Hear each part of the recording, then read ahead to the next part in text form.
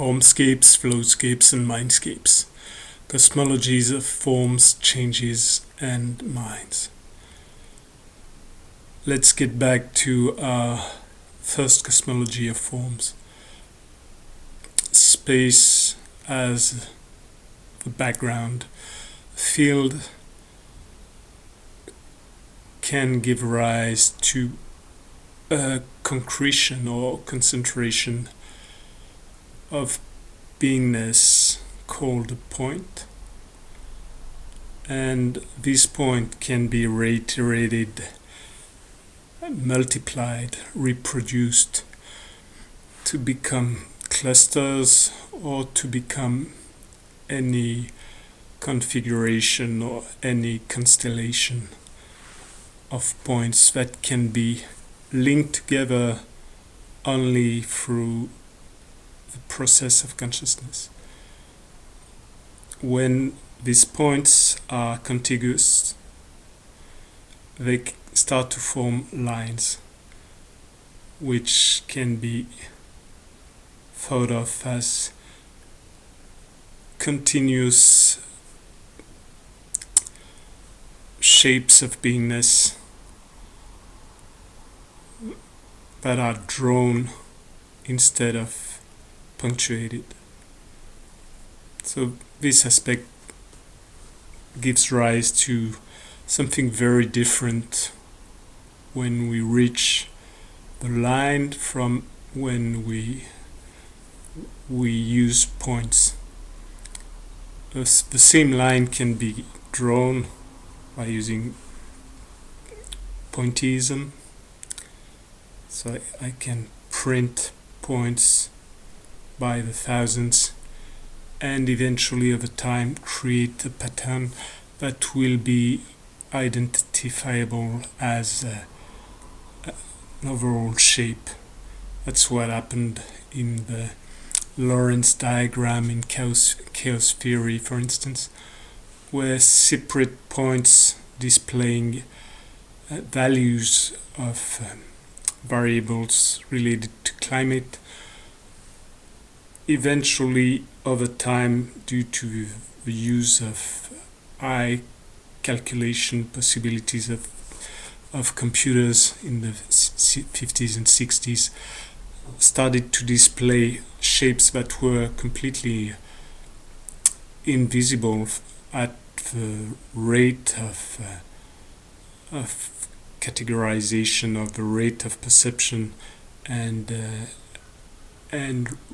registering of information that was available for humans only, using hands and heads instead of computers.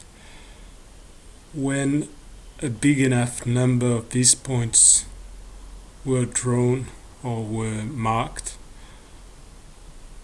the overall picture, the shape that would be called the Lorentz attractor, appeared.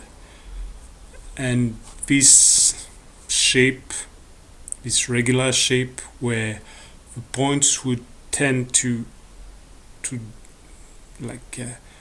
drift towards overall, this shape displayed what we call a pattern, a recurrent arrangement, which could be thought of as a memory, a level of memory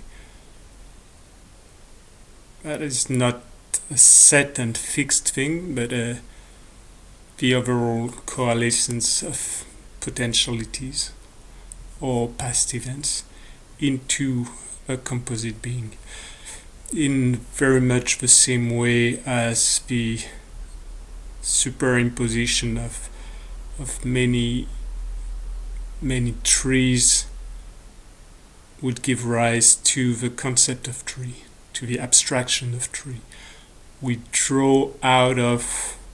abstract, we draw out of actual beings the commonalities that will create the idea, the archetype, or at a further level, what Goethe was designing, like the the urplant, the ur phenomenon, the meta phenomenon, the phenomenon at a higher stage. So points can make pictures appear, but points on their own are single events in time and space and any other dimension that can be thought of. If we connect points together, it is our minds that create the link, the causality or the continuity aspect that makes us see a line. So if we draw graphs of sizes and weights for kids, for instance, the actual sizes and weight of the kids will always be what appears punctually at a given place, time, and measurement process. The actual graph line joining these points is something that our mind creates.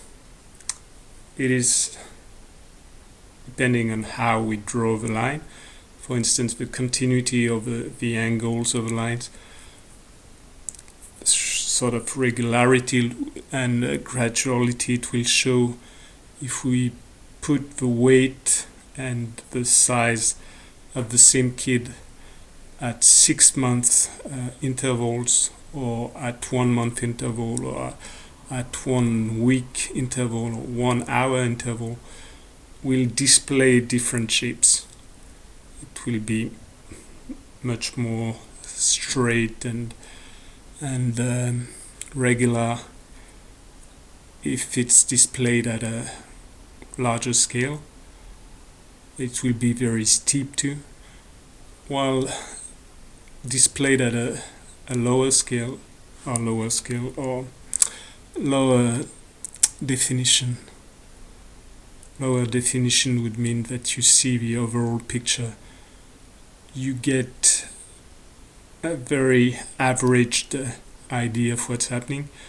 When you zoom in and use higher and higher definition, then you get the granularity, you get the actual events, and you can see that, for instance, the change of size was not this regular slope, but was very punctual. So all of a sudden, a peak of growth. So this is what happens when in concepts like evolution, where you have different theories contrasting an overall slow and regular process of evolution to more sudden bursts, punctuated like breakpoints that all of a sudden change the context. So when we get to drawing a line, we get to something very different. When we have the points, we do not have the perception of the actual process in Whitehead's terminology, or the movement, the flow of change that drives or that governs these units. We do not have a perception of the actual unity of the life and the development process or growth process of the kid or of any other thing.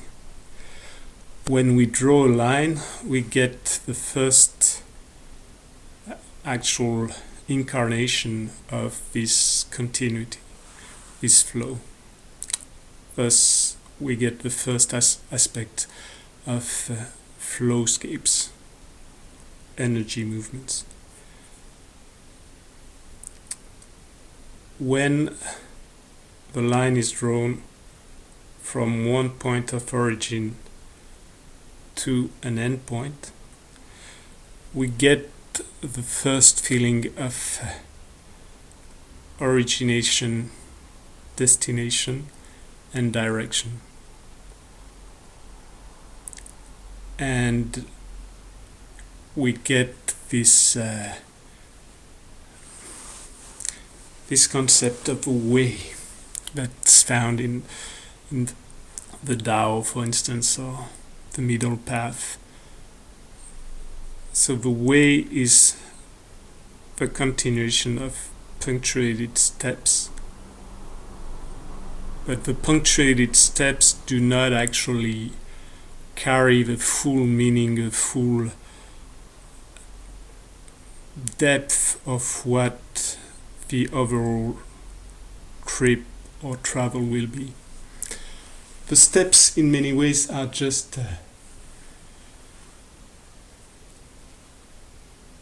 they're not what makes the way in some aspects. They are means to this end, to the means of expression of the overarching concept, which is the trip, which is the flow, which is the line drawn. When the line is drawn, there is actually no single point where it stops, apart from the beginning and the end. And in between, you get this feeling of what Bergson would call the flowing, the moving. In his book, La pensée, le mouvant, you could translate it in thought and the moving, the flowing, the changing. The analytical thought, what we call rational thought, can compare ratio, which is limited and split quantities that are put on a balance and contrasted with others of the same nature, same quantitative nature. The actual overall process that links them together is unseeable by the analytical mind, which is made to analyze, which means dissect, break down into single units, and then synthesize, which is coalesce back into an overall unit. This overall unit is a selection, due to the fact that the dissection cannot recreate the overall unity that was existing prior to the cuts. The dissected body cannot be put back in its actual form. The living body is a flow process which will appear, if frozen in time and destroyed or broken down into pieces, it will appear as discrete parts. But no discrete parts make sense of the existence and actual functions and finalities, ends that are served by the overall organism. In the same way, the unit of the individual cannot make sense of the entire flow of the species or the society. So when we use lines, we start to get a feel for the flow of movements, the flow of change, the processes of Whitehead, and eventually their prehensions. The lines, the most simple line is an extended point. So it's a point started somewhere, ending somewhere, containing potentially an infinity of other points at various scales, where you get to the fractal relationship between the level of definition thus the level of scale and the actual feeling of length or depth. So the use of a line overall can be the use of a big point. You can move a line in space much in the same way that I could move a magnified dot in space. But through the line I get access also to these stretching movements, compression movements, and extension movements, and the prolonged pathways that I can employ to go from a place of origination to a place of cessation of movement. So now, what else can we do with the line that we couldn't do with the point? We saw that the line can be thought of as many points. And we saw before that we could, one of the first actual potential use of a line would be to align with a force, so I can align with the force of gravity.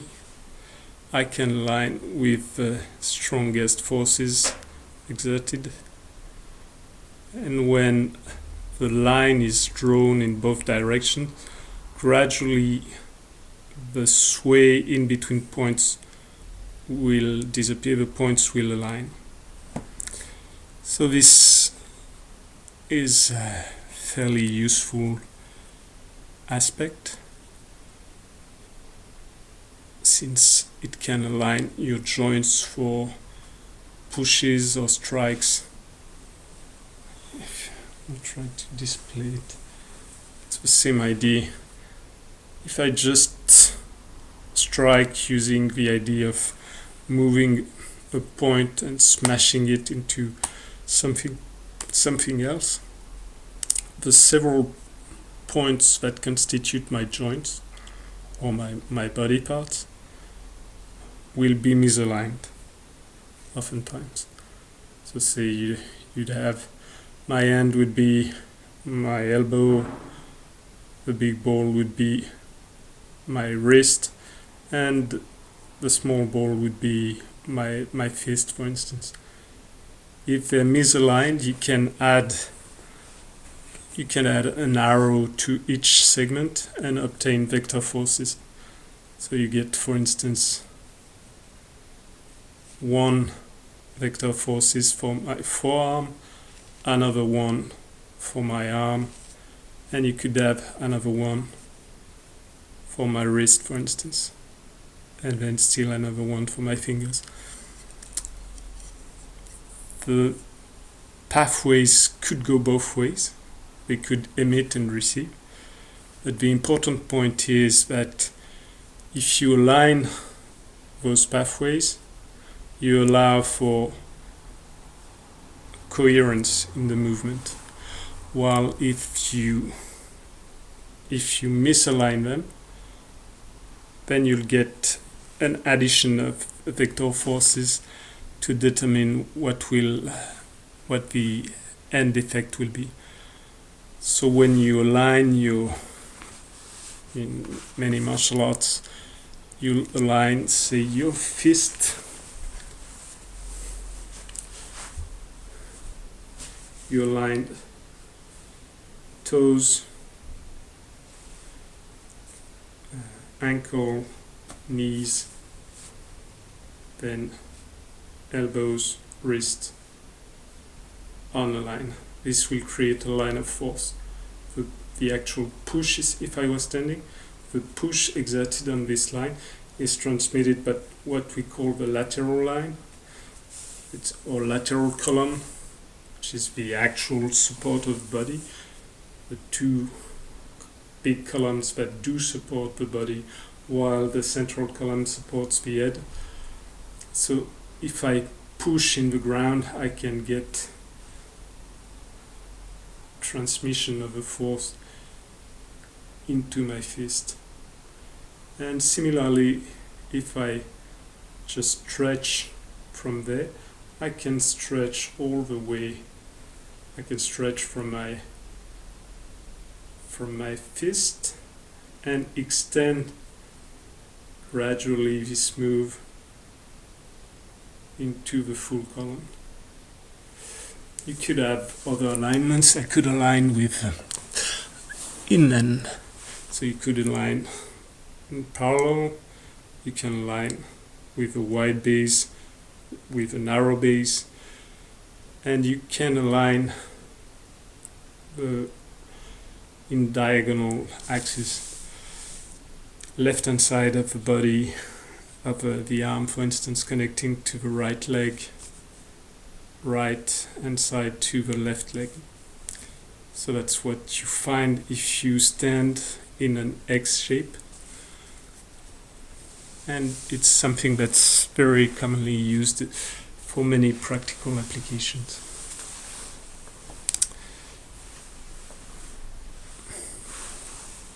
The use of a point is concentration, aggregation.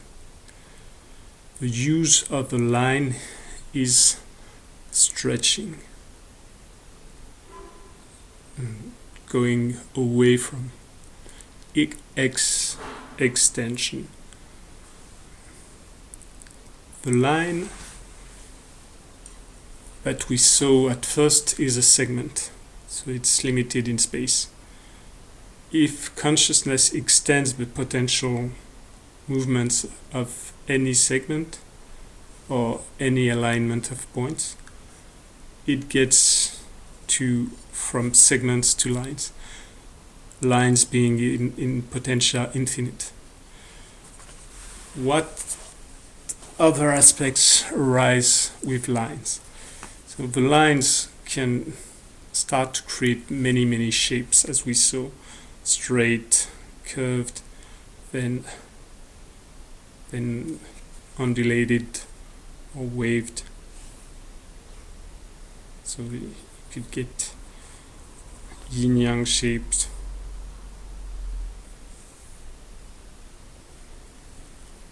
If I could get this. And you can get the harmonics, and then at one point you would get, if you use another dimension, you would undulate. So to undulate, you need to add another dimension to the first one, another potential of change, of variable.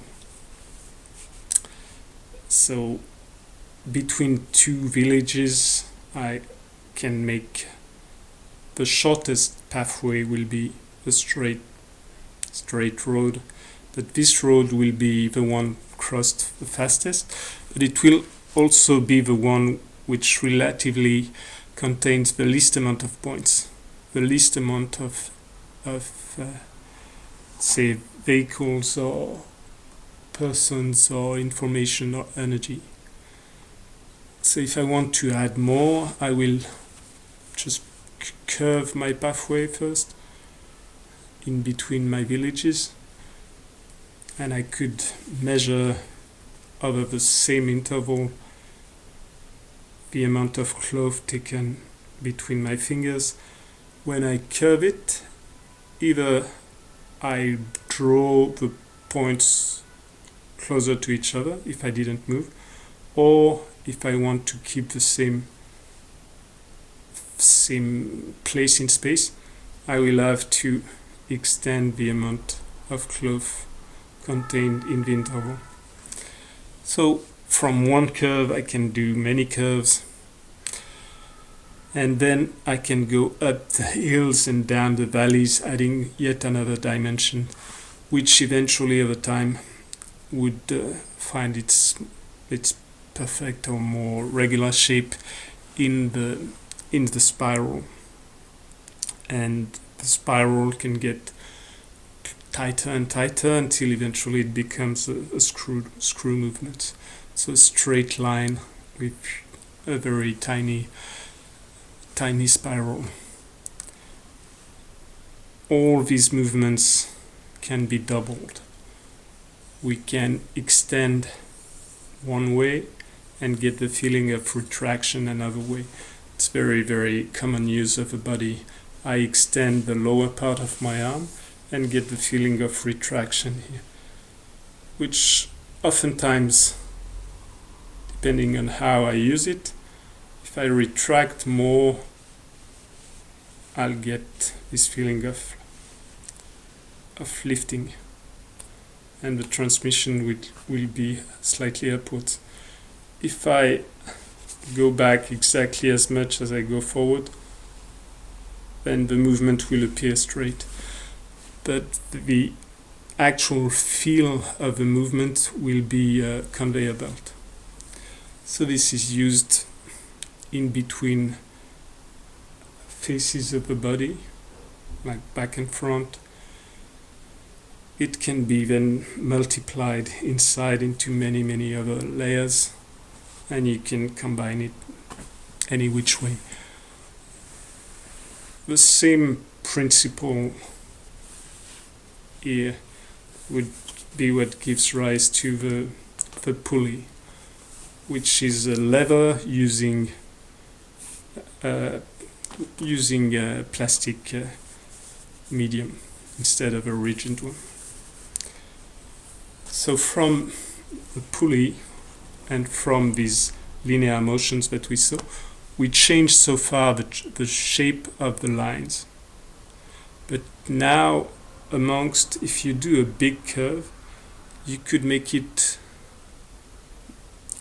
loop back and then go back. So the first aspect would be is you simply wrap something. It can be wrapped around a piece of wood and not overlap, so there's no actual knot. You can only have, or it can wrap around type of movements you see when something goes around the shape and wraps around it. If it's heavy enough or strong enough, you'll get this type of movements. So this wrapping movement is something which has many, many different potentialities of applications too. And it has many conceptual applications. But so far, since we're just broaching upon the subject of this cosmology, so gradual logic, gradual narrative of how shapes get generated, we can focus on the sequence. Space, the background field, point, the units of beingness. Lines, first units of change, of continuity of change and action. Then these lines can take many different shapes. The line oscillating includes another dimension of change into its narrative. There will be ups and downs in this life, although the overall feeling would still be linear. And then there can be loops in my life, downwards or upwards loops. So these loops will create what we will call small cycles. So the actual curve is doubled and creates an ellipse shape, or so if we put them side by side, we get these undulated shapes that can be multiplied into all its harmonics. If we superpose it, we get the ellipse, and then we get the circle. But now what we saw with the line going back on itself. If the line has thickness, if it's for instance an object like a rope, a belt or something like this, then it will not cover itself.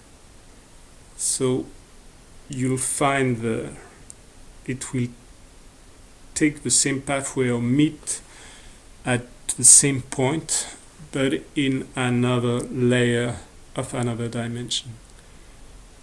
It does not actually melt and get back exactly where it was to keep going. If a line is completely in only 2 dimensions, then the undulation would make it get back to the exact same point. If it's in 3 dimensions, then it can overlap without actually melting or getting to exactly the same point. That's the same idea with the spiral as opposed to the circle. The circle will cycle back to exactly the same point where it was, the same states, or the same punctuated measurements, while the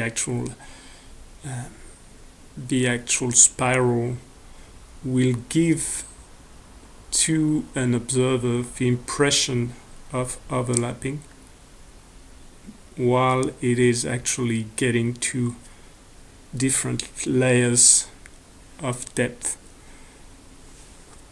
So now, from the wrapping process, that is a 3-dimensional application of the circling process.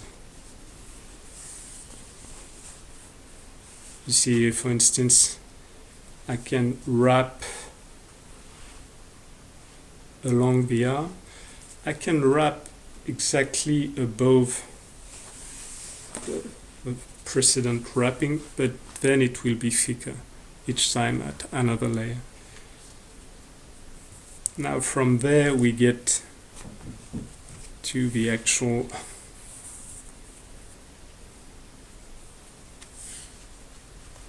crossing back. So the line, when it closes upon itself, creates the first border, as this is very major breakthrough into the shape process. The first definition or differentiation of inside, outside, and border or junction interface. While it is open, the line would create the feel of differentiation, but still open to going around it. When it closes upon itself, in the dimension where it closes, there's this feeling of complete isolation and separation of two spaces or 2 times.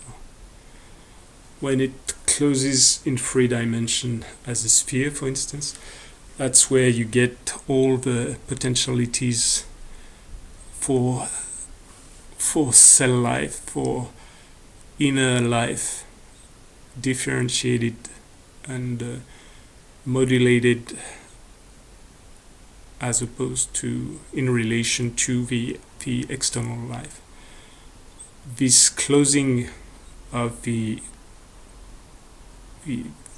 border will create a feel of interiority, exteriority, interfaciality or relationality. And this feel will create a lot of potential relationships, depending on whether you look at beingness, flows, changes, or mind's consciousness. From the inside of a closed border in 3 dimensions, for instance, I get the feeling of personality, of property, what's proper to my definition of self. And definition means putting borders. So putting eventually the finesse would be markers of borders. So markers of borders are points that display the ID of a line. And this line displays the ID of actual surfaces or even volumes. This wall that I put around myself is also in many ways a point of contact. It is still the in and out flow between the world or the exterior and what I consider interior. The closer I put the units, the punctual units of this border, the more density I create, the less emptiness there is, the less things can pass by. If I open up my borders, then things of the same scale and lower can pass through. So the border will eventually be a filter at one point. When we put lines together and mesh them together, as we'll see soon, we get the size of a mesh is actually in effect a filter that allows everything smaller to move through around the meshes, around the actual fabric of the ropes in the emptiness, while it retains everything that's of a bigger scale and not sufficiently powerful to destroy the fabric. So let's not go too far ahead. So now I create a closed unit of shape, and instead of just leaving it hanging, I pass the line or part of the line inside this closed unit of shape, and there I've created the first knot, most simple knot. This knot, if you walking through this road, is a very strong restriction. So here you have to cross in one dimension, one linear dimension. You have to cross this space. But to cross this space, if you walk along the fabric of the belt, you'll have to go up, around, down, and through. It's very, very long trip. But at the same time, if you're storing, say, information or people or energy, you can store a lot over a small space. Here you store a lot over a small space, but there's a very strong restriction of the flow, the movement. So this knot, for instance, if it's into your flow systems, into your organs or whatever, this will be felt as a very, very strong restriction to the free flow of things, which is often what knots are used for. Knots are used to tie things together, which means can mean different things. It can mean you restrict the free movements of different elements, but it can also mean that you will attach together two elements that previously were free-flowing or separate. I tie my wrist to my hand. When my hand moves, my wrist will move. And all the things attached to my wrist will move too. So basically, when I move one point, I can only move the points that I'm actually touching. These points are attached to the rest of the fabric and will draw the full line. And the line will draw all the things that they tie to. So they wrap around, increase the friction surface, and eventually lock the energy so that the fabric cannot slip away, cannot go away, and this tying process arises. The tying process that we find in the wrapping is something which is very, very common in grabs.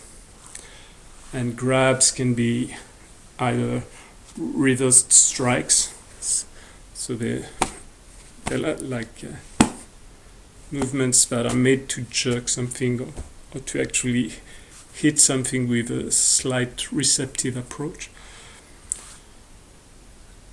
So you get all this wrapping and tightening when it's drawn, when the leash is made closer, as we saw with the whip-like effect. So if I whip it sufficiently, do artificially here, so when it's loose, it has no strong effect on the arm. When I tighten it for a small period of time, it will have the same effect as an actual grab or a tying. The full grab is the enclosing of a line. If you grab completely, you close the line. And you could find many ways of tying things, trying to tie things, which is quite dangerous when you do grab, since your fingers have less power than your hand and less power than the overall wrist and forearm and whatnot. So if you put the strain on the weakest parts, most of the time it will break. That's why the type of grabs that are most commonly used would not actually be close ties. You do not grab like this in wrestling too often, because it's easier to break it.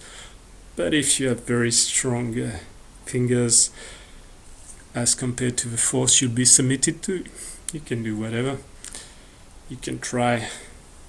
Oftentimes, otherwise, it would be a wrapping, mutual wrapping of two ends like this, and then the tightening through the double helix movement of the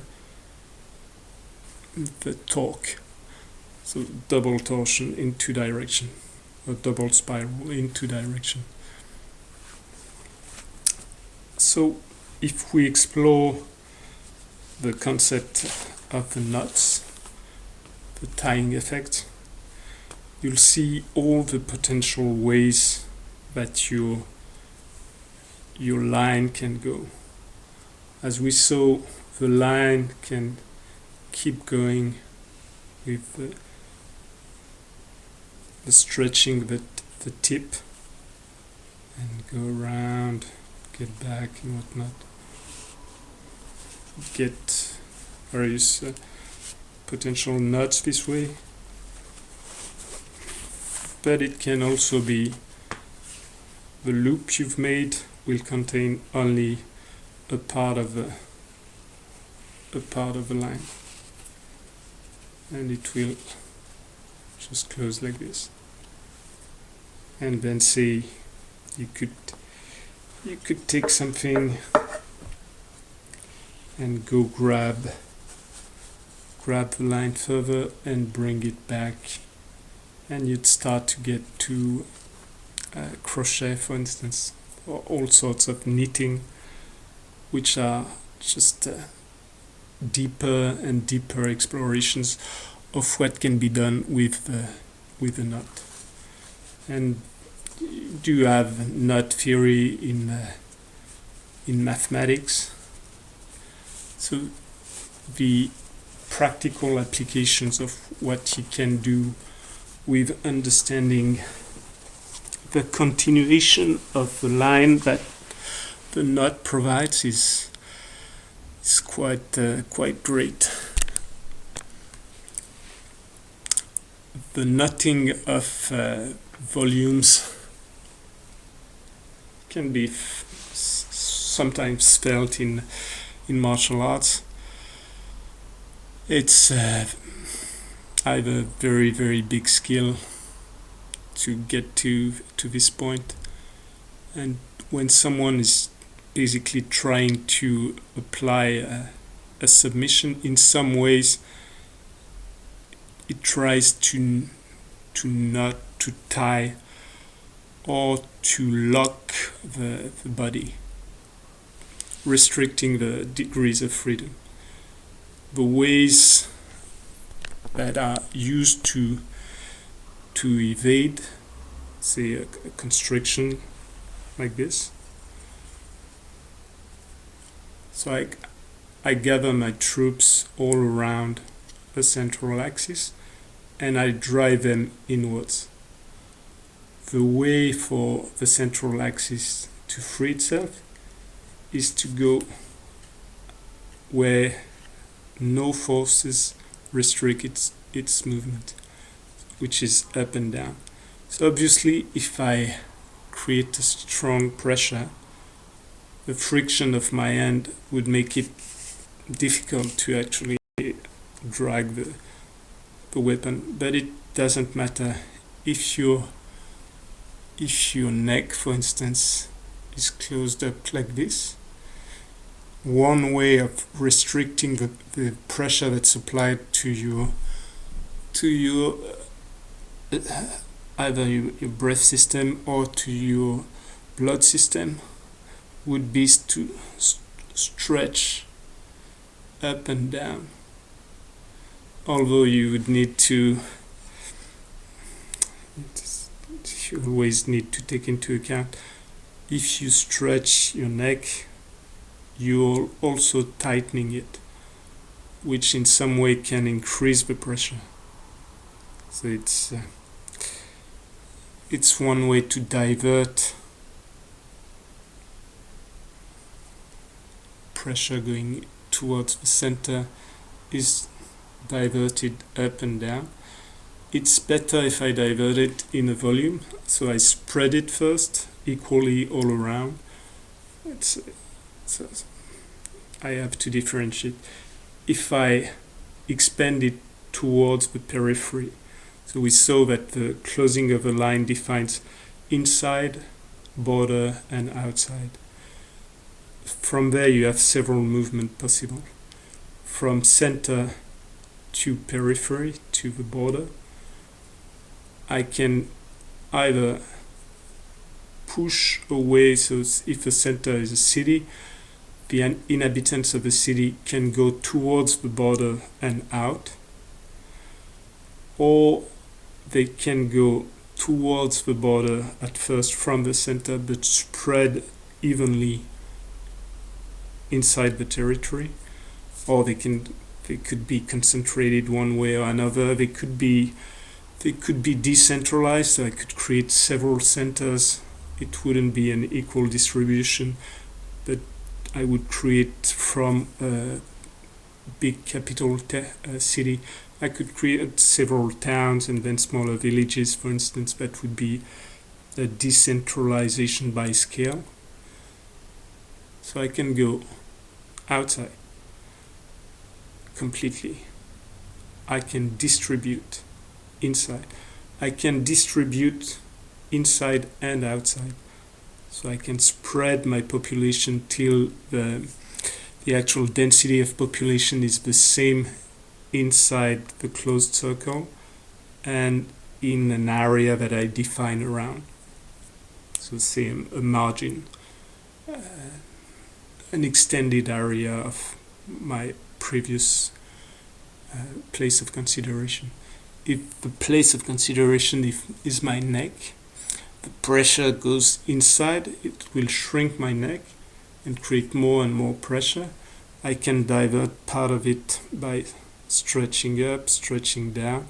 I can divert part of it by stretching sideways, front, back, then all diagonal, and all together I can use it as a tube. And then I expand the tube. So to expand it in all direction, I need to make sure that I restrict the areas of easiest expansion.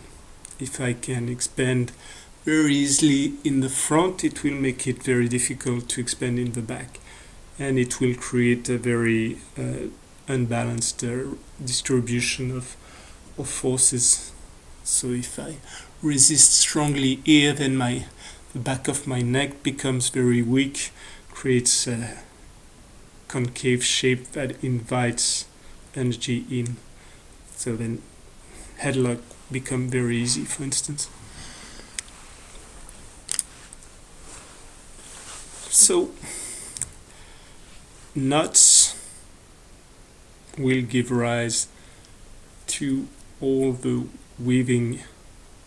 If you have different lines, you have all the ways to intertwine them, or these eventually will turn into the jutting knots, the knots to put pieces of ropes together. They can also be found in some ways in the ways you're knitting your swords, for instance, or any tool that ends up in relationship with another one. So the difference is, if those things are rigid, it's always levers, but the feeling of wrapping can be extended to something that is not actually made to wrap. So this is a very, very important point. The feeling of stretching and extending and making one's way can be extended to a point. It can be extended to a unit of shape that is not specialized for it. The feeling of the line, in the same way the feeling of a point can be applied to any of the higher level of higher complexity level of shapes. So you could have any shape and just translate it the way you would move a point, and condense it or concentrate it or compress it or expand it, and you could zoom in and make it the entire world, zoom out and make it just one dot into emptiness, or make it disappear altogether, or make it appear as a part of a bigger set or a bigger system. So all the things you understand or you derive from any of the form, any understanding, can be expanded, can be translated, or I say in French I would say transposé. It's not really exactly translated, but same idea.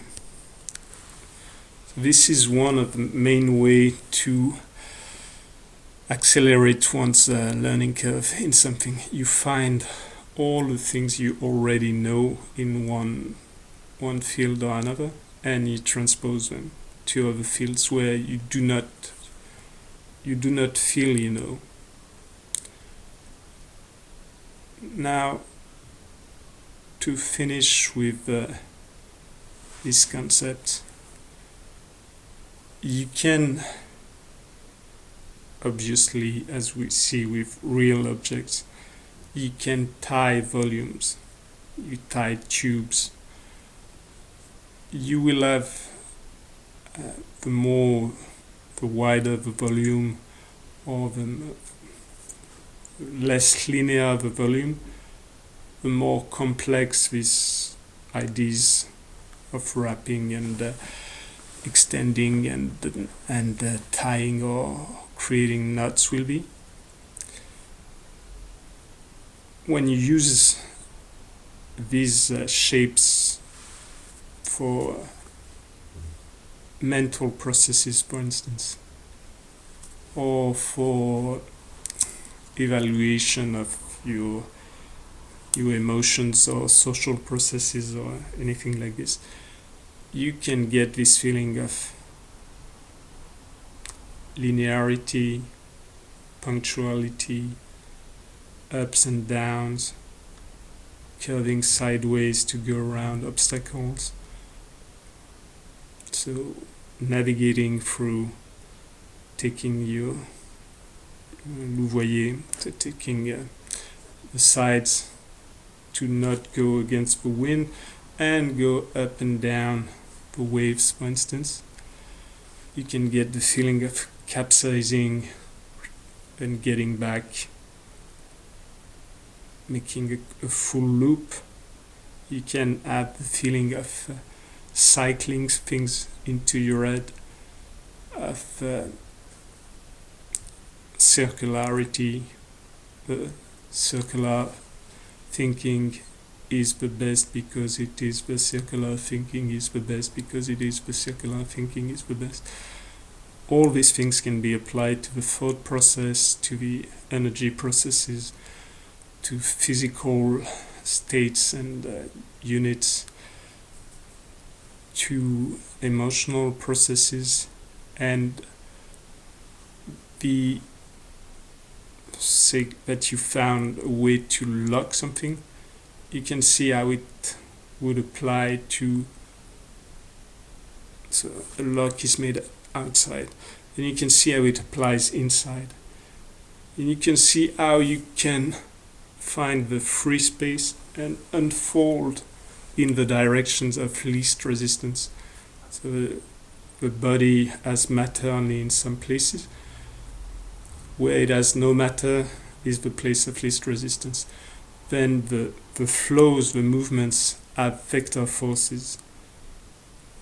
You have the hardest time if you fight these vector forces head on. You go straight against it. But then if the vector forces go one way, you follow it and you redirect it, it's much easier. And in the same way, if a vector force is coming and you're just pushing it in another direction, although it will be less efficient, it would still be efficient. So if something is going slightly upwards, it's easier to follow the shape, create unity by sharing commons. In the NLP process or hypnosis, you would say that you try to go for 2 or 3 units of common and 1 unit of change. So you do follow, lead. You can follow the speed, you can follow the vector force, you can follow the density, you can follow the intention, you could follow many things. You could create many commonalities. The more commonalities you create, the more potentialities for communication and the more potentiality for community. It's the same principle with wrapping, the surrounding things, the sticking to things. You increase the contact surface, and you doing so you can increase the friction process and thus the slowing down and the fixing of things. Or on the opposite, if you stretch a cloth, you have an irregular shape. You lay a cloth on this shape and you very slightly make it land. You stretch it very slightly so that it grabs. There you increase the adhesion, the adherence. That's what you do when you land into the fascia or the skin, or you grab and you remove. When you grab, you remove the elasticity of an object. But the reverse process is you have something that's sticking and then you tighten it. And if my hand is wrapping and just landing on the soft tissues to stick to it, and then I make it tight. I lift it in the same way I would have a piece of cloth and say one part of the body, and then if I tighten it, so if I can show it here, I can wrap it around my knee and make it stick, and then stick to the fascia, or stick to the skin, or stick to the bone. But if I tighten it like this, I lift it, although it's still touching it, I remove it from many points. So this can be used to increase mobility if I reduce friction, or this can be used to increase control or the ability to guide, lead, or communicate if I increase both the contact points and if I remove the elasticity, the inner ability of movement of the tissues. But that will be for another time. Next time we'll see the hypervolumes, volumes in changing in space and time.